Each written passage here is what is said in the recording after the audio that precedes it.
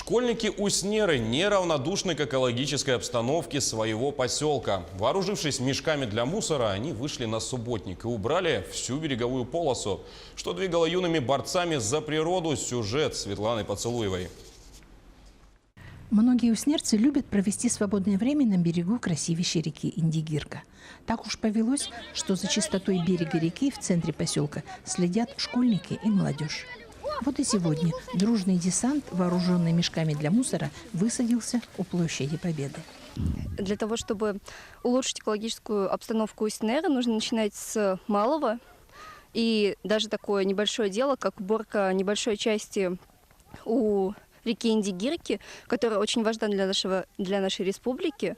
Это небольшая часть от всей экологической обстановки, но мы все-таки боремся с экологической проблемой, которая у нас есть. И начиная с малого мы поможем улучшить экологию нашего поселка. Ребята, дружно рассыпавшись по берегу, словно соревнуясь, наполняли мешки. Мы убрали именно этот участок, потому что дальше одни школьники не справятся. Здесь нужна помощь взрослых, также техники. То есть там требуется намного больше усилий, и поэтому пока что мы сделали то, что смогли. Акция проходит в канун празднования Дня Победы. Участок, убранный школьниками, граничит с площадью Победы, где также наводили порядок. Все старались, зная, что 9 мая здесь соберутся жители всего поселка. Ребята-активисты детских общественных объединений поселка Уснера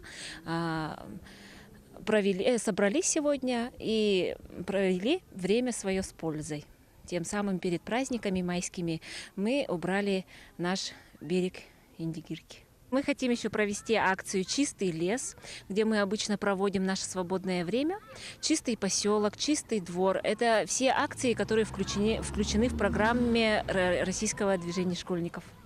Светлана Поцелуева, Павел Комин, Уснера.